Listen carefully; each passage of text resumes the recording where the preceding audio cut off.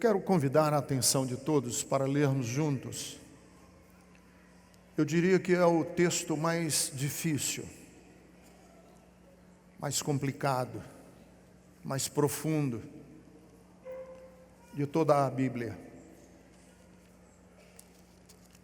Encontra-se no Evangelho que escreveu Mateus, capítulo de número 27, os versículos 45 e 46.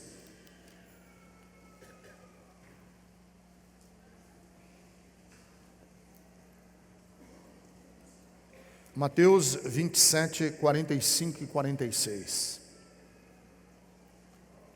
E houve trevas sobre toda a terra, do meio-dia às 3 horas da tarde. Por volta das 3 horas da tarde, Jesus bradou em voz alta: Eloi, Eloi, lama sabachthani, que significa: meu Deus, por que me abandonaste? Meu Deus, por que me abandonaste? Uma das verdades bíblicas é que Jesus foi humano.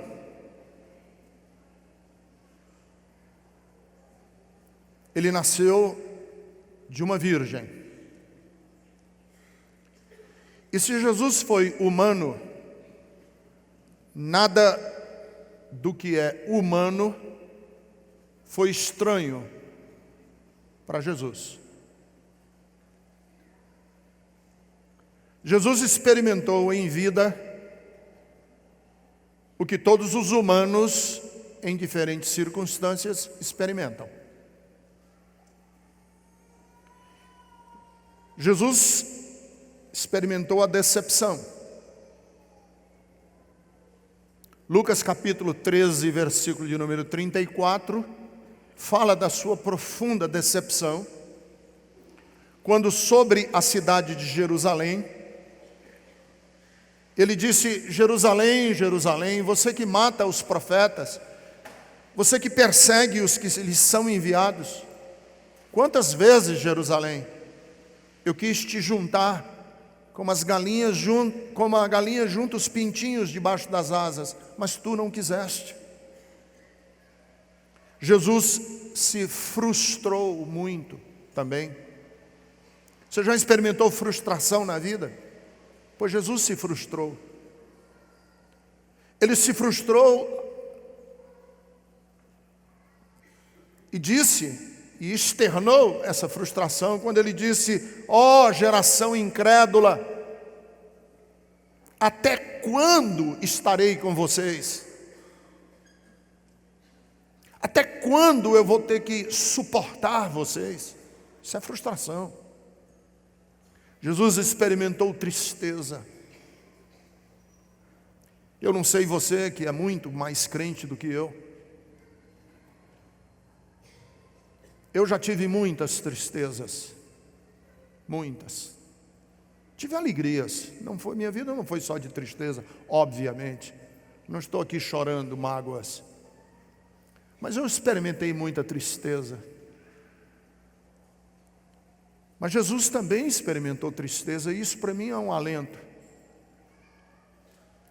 Porque em Marcos, capítulo de número 14, versículo de número 34, Jesus diz, e externa, e não tem vergonha de falar: a minha alma está triste, profundamente triste. É uma tristeza de morte. Vocês já pensaram Jesus dizer isso? A minha tristeza é uma tristeza de morte. Por que eu estou dizendo esses versículos para vocês? Porque a cruz trouxe Jesus para perto de todos nós. Quando ele brada: E o grito dele é o grito: meu Deus, meu Deus. E isso, o texto de Mateus que eu li para vocês, deixa bastante claro. Depois que houve 3 horas de trevas, 3 horas de trevas, o desabafo do coração de Jesus é: meu Deus, por que me desamparaste? Talvez você não tenha passado por uma dor tão profunda como essa que Jesus passou. Talvez sim. Se nós nos conectarmos com a dor do mundo, quanta dor no mundo hoje.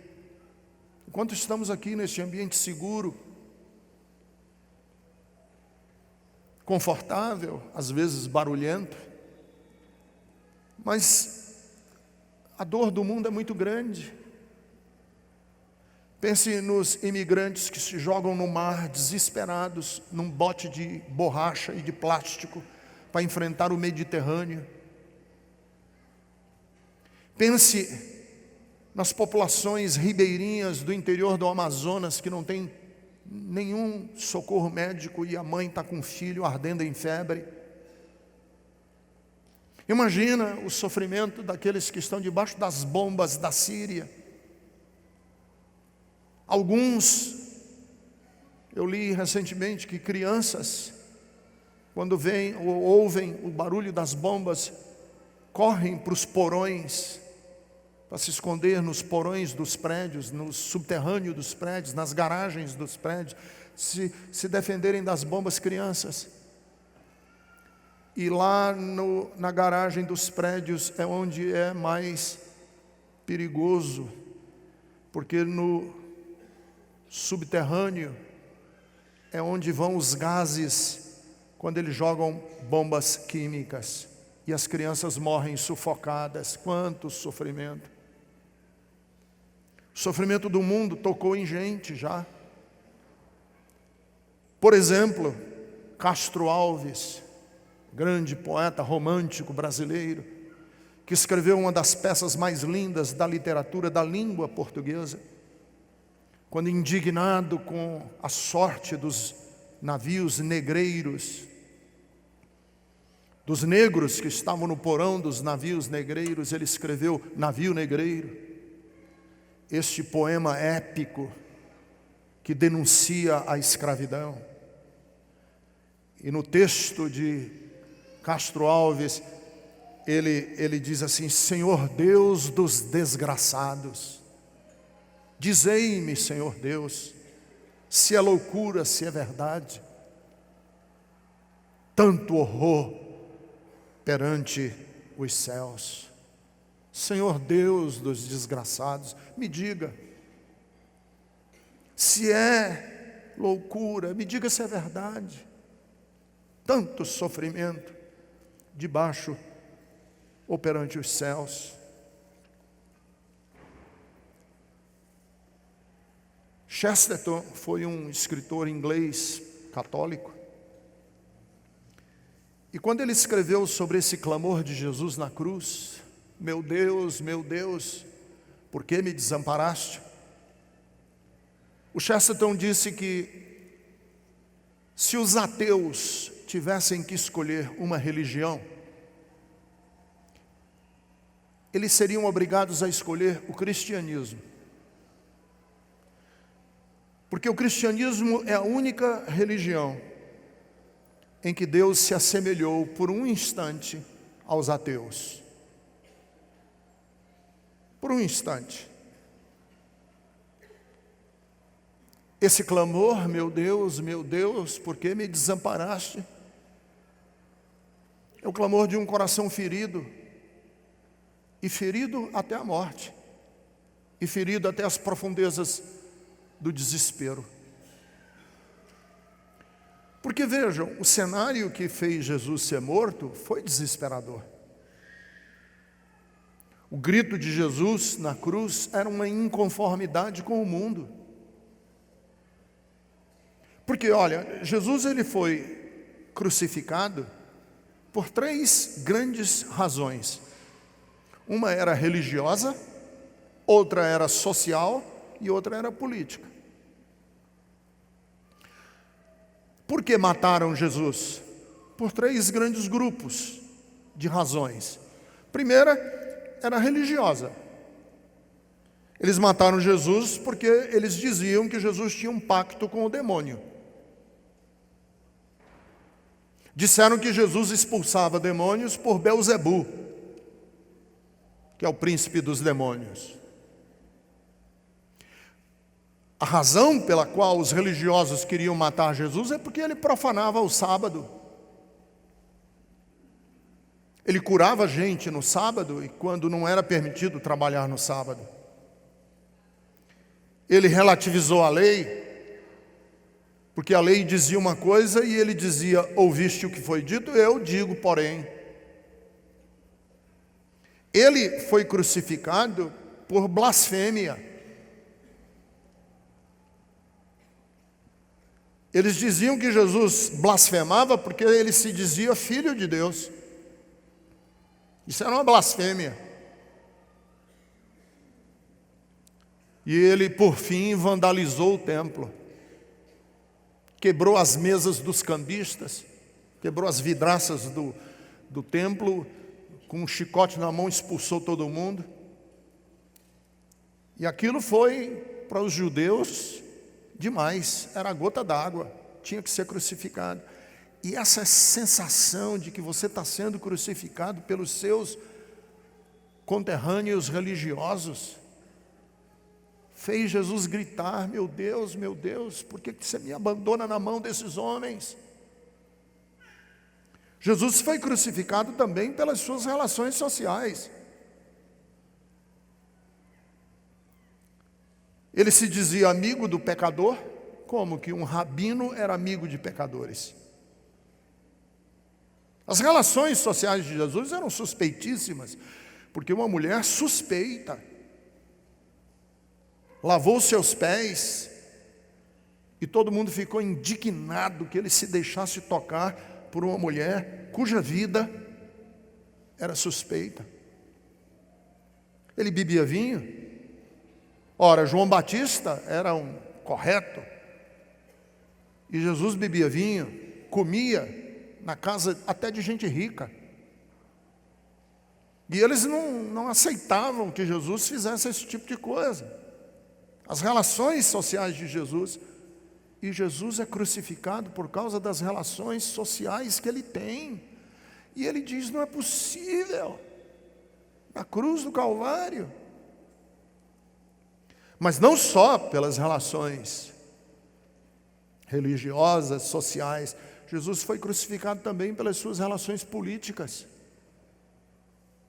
O ato de crucificar Jesus foi um ato político. Ora, ele chamou Herodes de raposa. Ora, ele andava com terroristas. No grupo de Jesus tinha terrorista. Os zelotes eram um grupo de terroristas que queria a derrubada do poder imperial de Roma, pela força e pela violência. E Jesus tinha pelo menos 2 no grupo dele: Simão o zelote e Judas o Iscariotes. Eram zelotes, terroristas.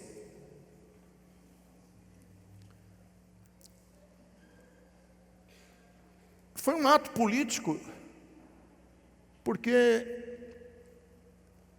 ele dizia que Deus estava acima de César. E os romanos diziam que César era Deus. O imperador é que era Deus. E Jesus se dizia representante de um rei que está acima do rei imperial de Roma. Tem que morrer. E ele morre. E o interessante dessa morte de Jesus é que quando ele morre, ele clama o clamor que eu já fiz na minha vida. Eu já fiz esse clamor na minha vida e eu tenho certeza absoluta que nos porões de Auschwitz, muitos judeus fizeram essa mesma prece. Eu tenho certeza absoluta que cristãos que estão sendo perseguidos no Oriente Médio por grupos islâmicos radicais fazem esta oração. Eu tenho certeza que você, que já teve a dor profunda de enterrar prematuramente uma pessoa querida sua, você que perdeu um filho num acidente, você que perdeu um filho numa doença, você que perdeu o seu pai e sua mãe prematuramente, você que perdeu um irmão, você fez essa oração. Talvez você não tenha expressado ela com os lábios, mas ela estava no seu coração. Meu Deus, por que que me desamparaste? O que é essa oração nos lábios de Jesus? O que é que ela significa de fato? Deixa eu dar algumas impressões para vocês do que essa oração de fato significa. Primeiro,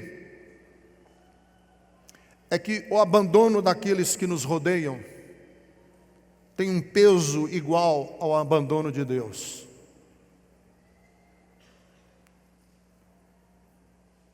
O abandono daqueles que nos rodeiam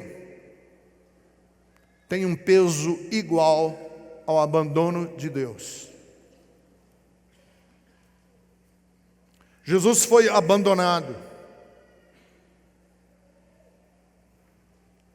pelos seus amigos. Ele foi traído por um deles, foi negado por outro, foi abandonado por todos, e ao pé da cruz ficaram apenas algumas mulheres. E essa sensação de abandono pesou. Ele gritar, meu Deus, por que me abandonaste? Na verdade era um clamor para os amigos. Porque o meu amigo, a pessoa que me ama, a pessoa que me quer bem, é uma extensão do amor de Deus para mim. Cada abraço que eu recebo é um abraço de Deus. Cada carinho que me chega é um carinho de Deus. E ser abandonado das pessoas que me rodeiam, na hora mais trágica da minha vida, é como ser abandonado de Deus. E a pergunta que eu faço sempre é o seguinte: você abandonaria Jesus naquela circunstância também? Nunca ache estranho um homem abandonado por amigos, familiares, companheiros, se sentir abandonado de Deus.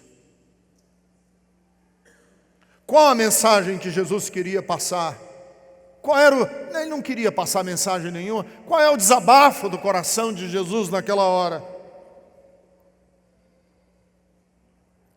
É que na verdade ele sentia que o abandono dos amigos era uma mensagem para ele. Você sabe o que os amigos estavam comunicando para Jesus ao abandonarem? Pedro ao negá-lo, Judas ao vendê-lo, ao traí-lo, os outros por irem embora. Você sabe qual é a mensagem que eles passaram para Jesus? Que tontice essa tua, Jesus, querer dizer que Deus ama a todos. Que bobeira essa que você quis ensinar que a graça vale mais do que a lei.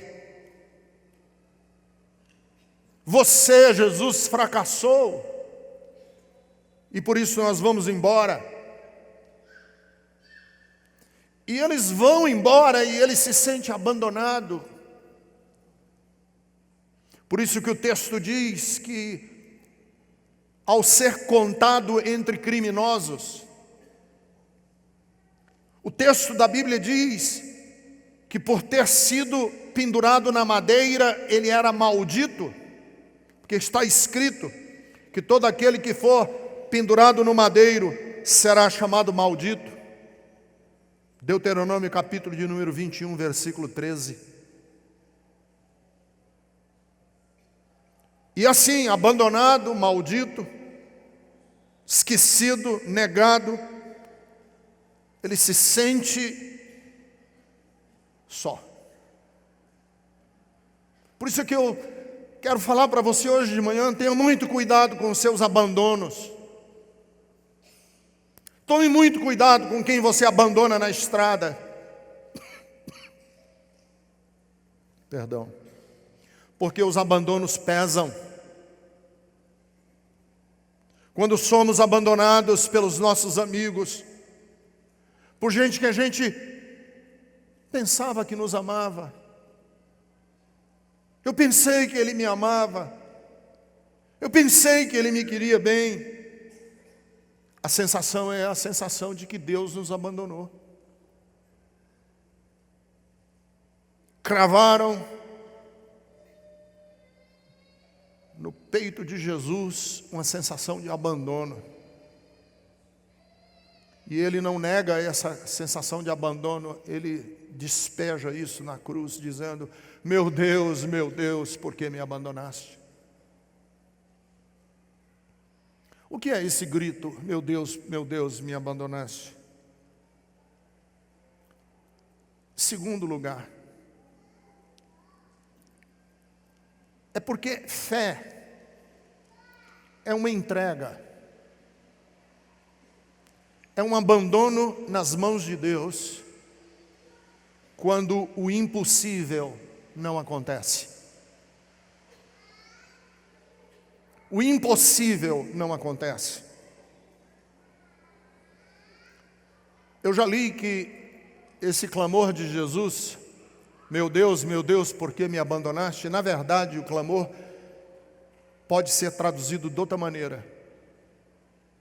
Meu Deus, com que finalidade tu me abandonaste?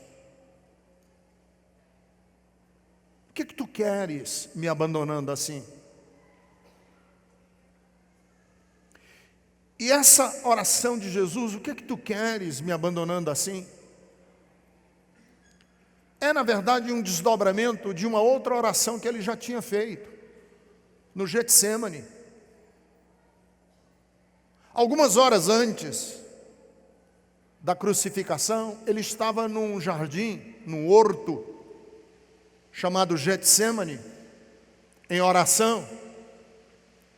O texto da Bíblia diz que ele chegou a suar sangue, tamanho foi o estresse.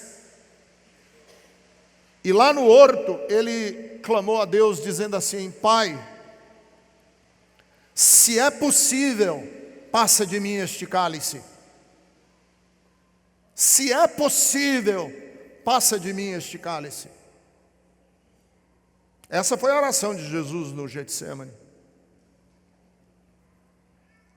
A minha pergunta é: se Jesus era humano, profundamente humano, era possível Deus passar dele este cálice?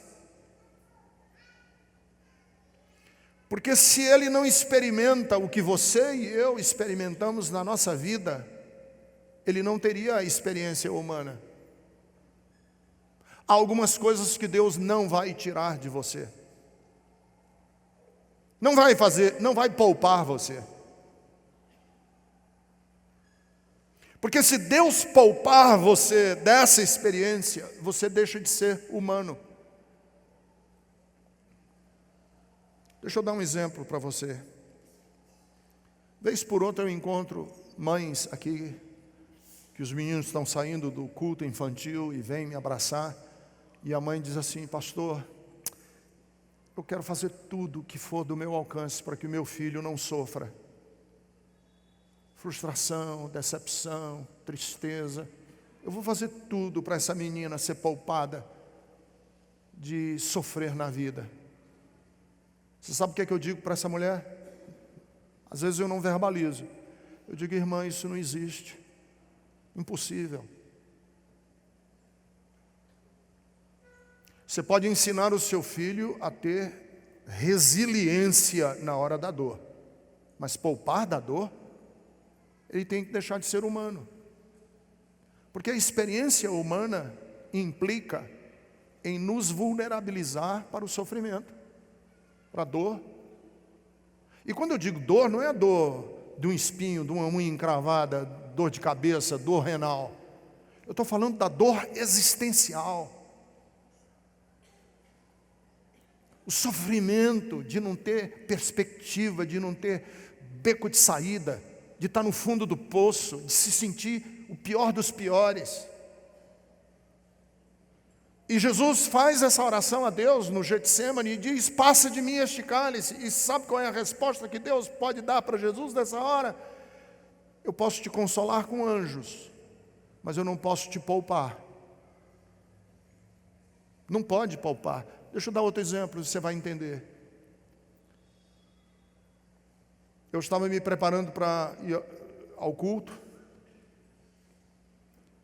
às 3:30 para as 4 da tarde, eu recebi o telefonema de um pai.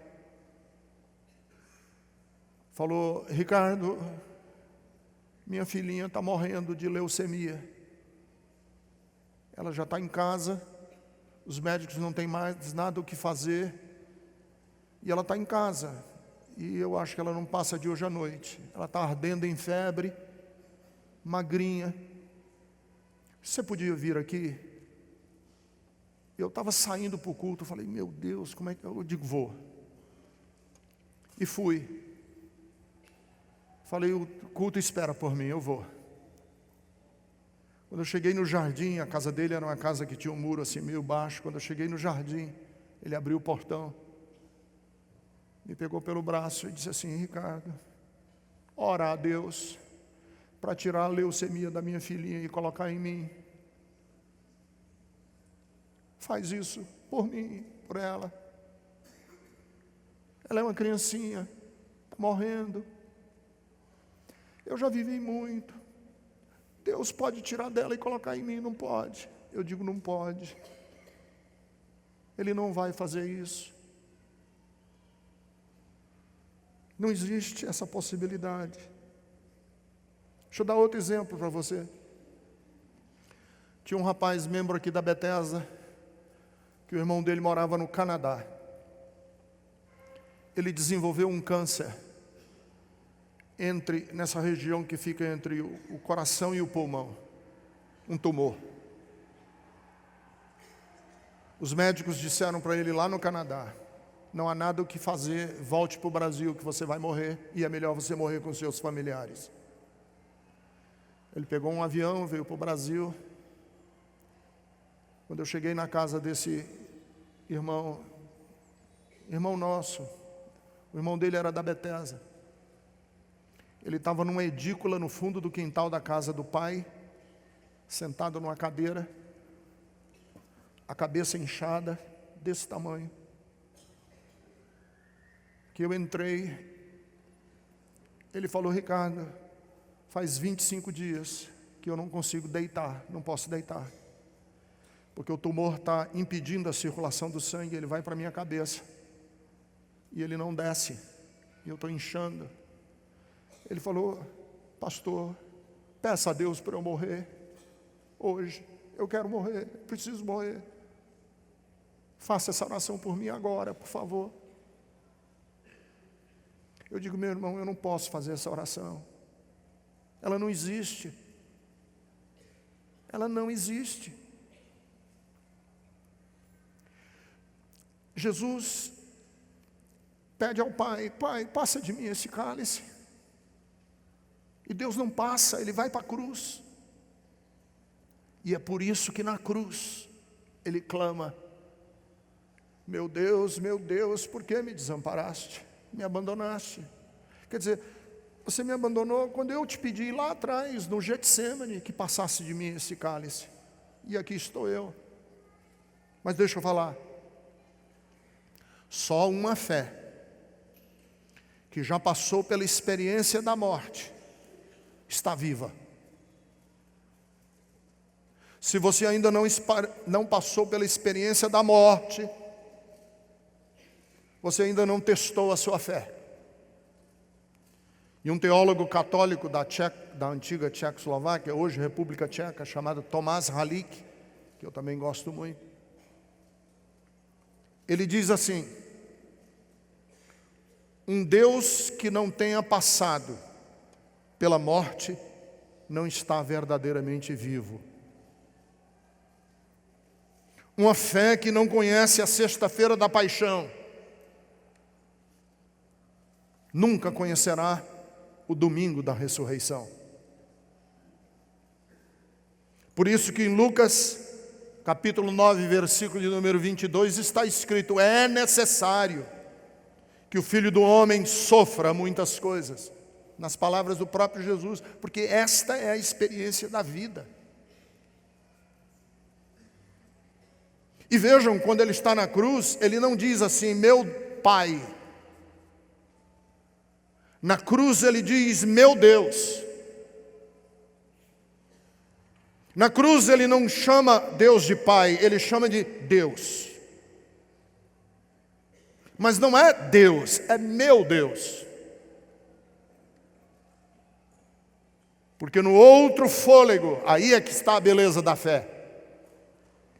No outro fôlego, depois dele dizer, por que me abandonaste? No próximo e último fôlego, ele diz, em tuas mãos entrego o meu espírito. Aí é fé. Se você tem fé no abandono, na desolação e na experiência da morte, de dizer, mesmo assim, eu entrego a ti a minha vida, você tem fé. Quando a gente morre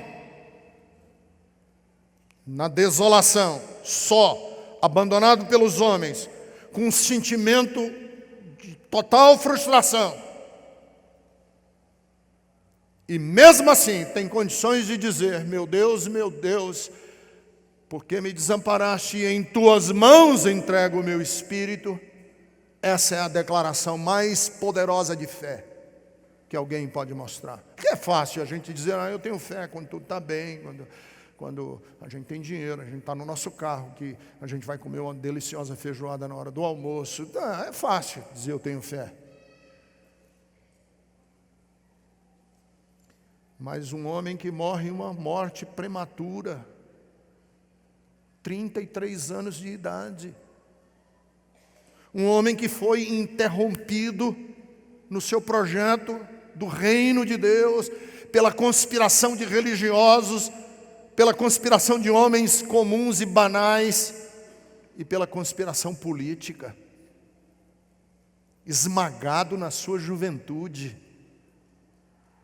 ainda tem condições de dizer, Deus, eu me abandono nas tuas mãos. Porque na verdade quando ele diz, nas tuas mãos eu entrego o meu espírito, é Deus, em tuas mãos eu me abandono. Olha que coisa linda.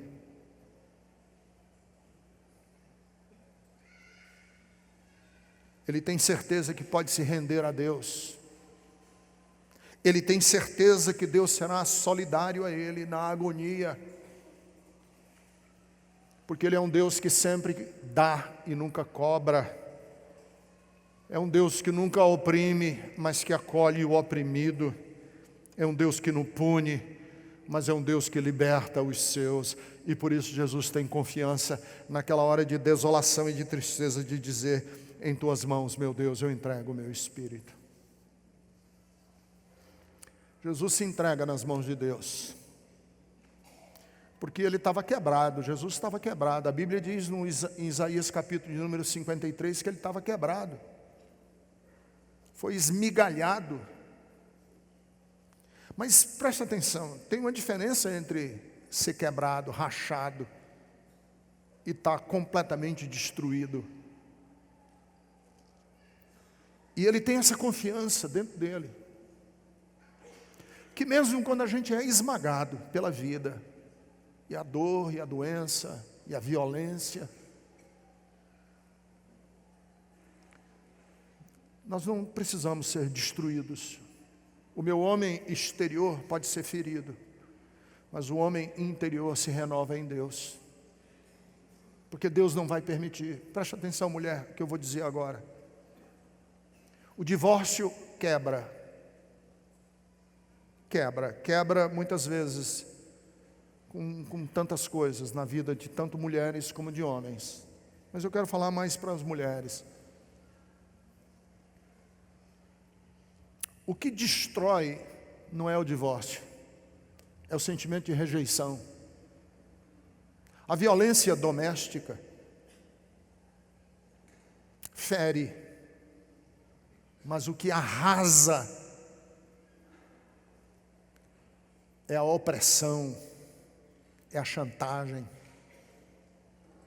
Perder o emprego, homem, mulher, é ruim, mas o que destrói é o sentimento de fracasso. E aí Jesus tem certeza absoluta que o que estão fazendo com ele faz ele sentir o abandono de Deus e dos homens. Mas lá no fundo, a fé grita e diz: mesmo assim, eu confiarei em Ti, a ponto de render a Ti a minha vida e dizer: eu me abandono em Tuas mãos. E ele se abandona nas mãos de Deus.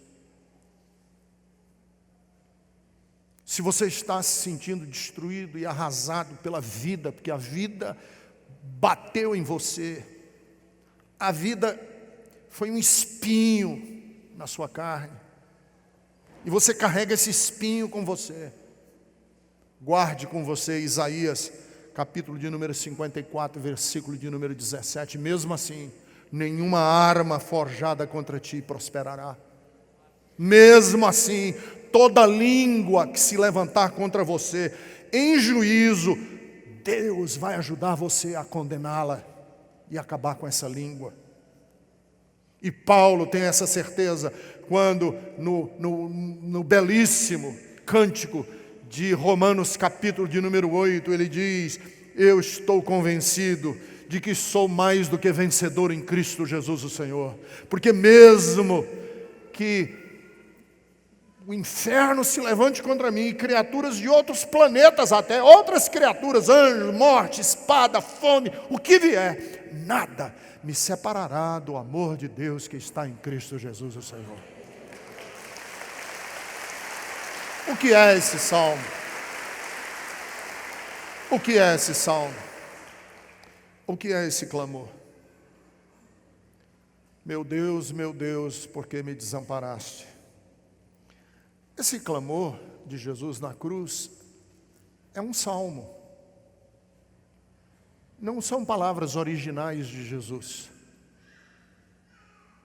Jesus estava recitando um salmo que ele, com certeza, tinha aprendido desde que era criança. O salmo de número 22. O salmo de número 22 diz isso. E ele é o salmo que Jesus lembra de recitar na cruz. Meu Deus, por que me abandonaste? Porque estás tão longe de salvar-me, tão longe dos meus gritos de angústia. Meu Deus, eu clamo de dia, mas não respondes, de noite e não recebo alívio. Este é o Salmo 22. Mas será que Jesus só se lembrou das primeiras palavras? Acredito que não. Eu acredito que quando Jesus citou este salmo, talvez ele não tivesse fôlego para dizê-lo todo. Ou talvez, como é na tradição judaica, que quando você diz o primeiro versículo do salmo, você está dizendo ele todo. Quando eu digo, o Senhor é o meu pastor e nada me faltará, está subentendido que eu estou dizendo também que Ele prepara uma mesa para mim na presença dos meus inimigos, e que meu cálice transborda, e que bondade e que misericórdia me seguirão todos os dias da minha vida, que é o salmo todo. E habitarei na casa do Senhor para sempre. Eu não preciso dizer o salmo todo. Na cabeça de um judeu, quando você diz, o Senhor é o meu pastor e nada me faltará, você está dizendo o salmo todo. E aqui tem uma questão que eu acho essencial para você e para mim. O nosso clamor vai além daquela circunstância. Porque a nossa esperança vai para além da realidade. Você sabe como é que termina o Salmo de número 22? Deixa eu ler para vocês. O Senhor não abandona os pobres, É o mesmo salmo, que começa com: meu Deus, por que me desamparaste? Termina assim: o Senhor não abandona os pobres, nem esquece dos seus sofrimentos.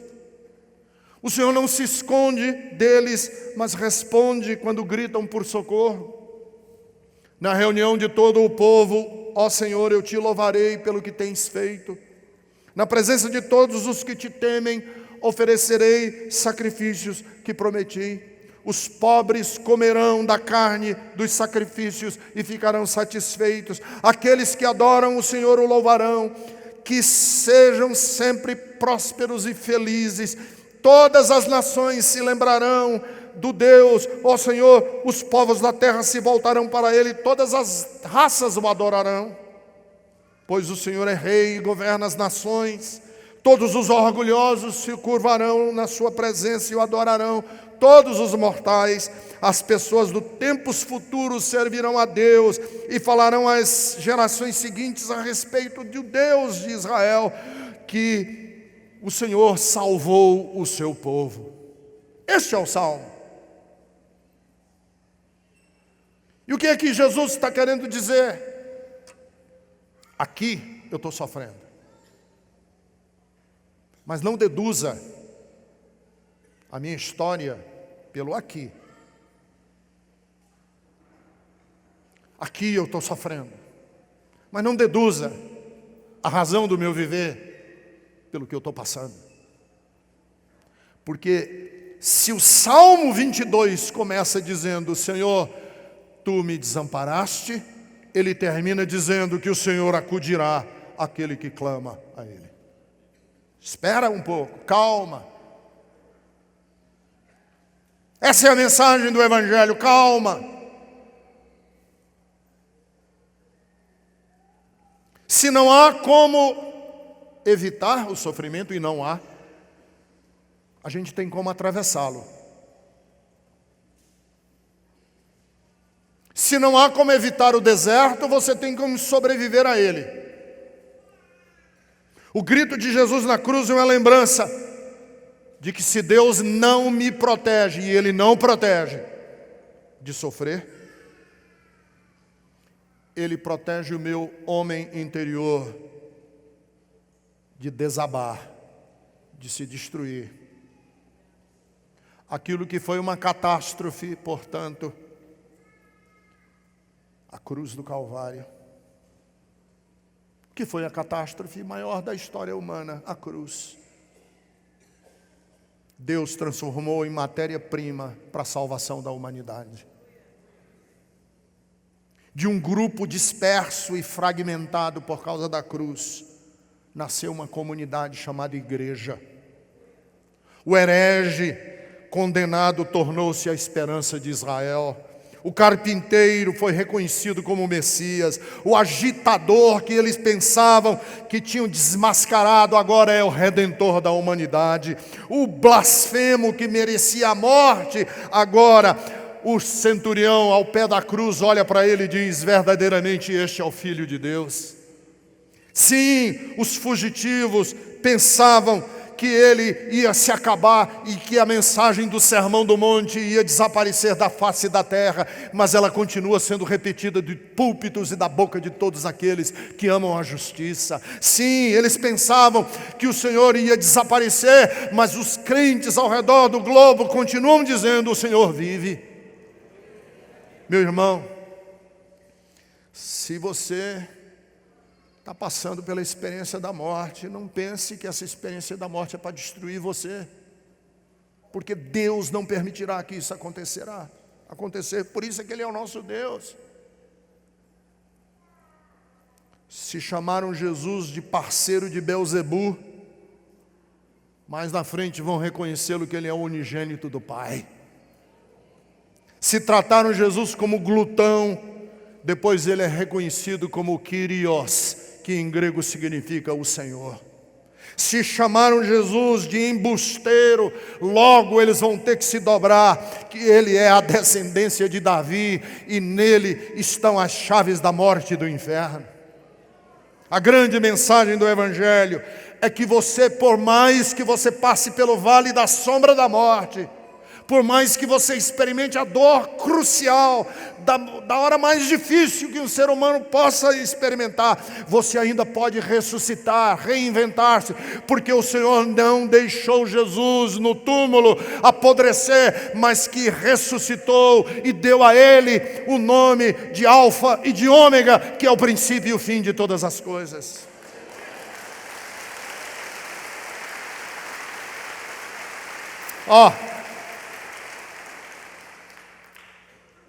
Se Jesus ressuscitou do pior dos piores momentos, você pode ressuscitar também. Jesus ressuscitou da pior maldade que se podia fazer a um ser humano. Você pode ressuscitar da pior maldade que o seu marido já pensou contra você. Se você tem como...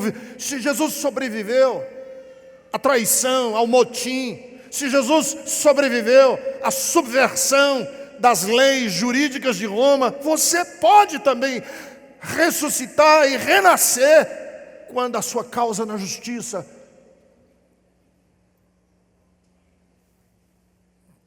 foi engavetada por algum advogado inescrupuloso e você perdeu a causa. É por isso que Jesus é o nosso Senhor. Porque se os romanos tiveram um César, e esse César desapareceu nos livros da história, se os alemães tiveram um Führer, Hitler, e este homem se tornou um símbolo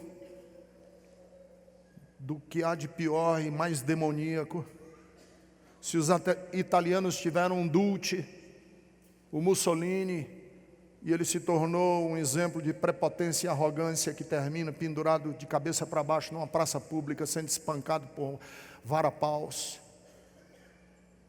Se os brasileiros já tiveram um pai dos pobres, o Getúlio Vargas, que se suicidou com um tiro no peito. Nós temos um Senhor que a morte não teve força para mantê-lo na sepultura, e que ressuscitou, e que é para nós o Rei dos Reis, a esperança dos povos, é a inspiração dos falidos, é a salvação de todos os perdidos, e é o perdão de todos aqueles que estão feridos pela culpa. E eu quero chamar a atenção para você hoje o seguinte: se o seu clamor hoje é meu Deus, por que me desamparaste? E se você está fazendo essa oração, eu não culpo você. Espere. Um dia, mais cedo ou mais tarde, aqui ou na glória, você vai citar o finzinho do Salmo 22 e vai dizer: o Senhor ouviu o clamor do meu coração. E quando eu menos imaginei, o Senhor me consolou com o seu colo, o Senhor me acolheu com o seu amor, e o Senhor me deu esperança para além da morte.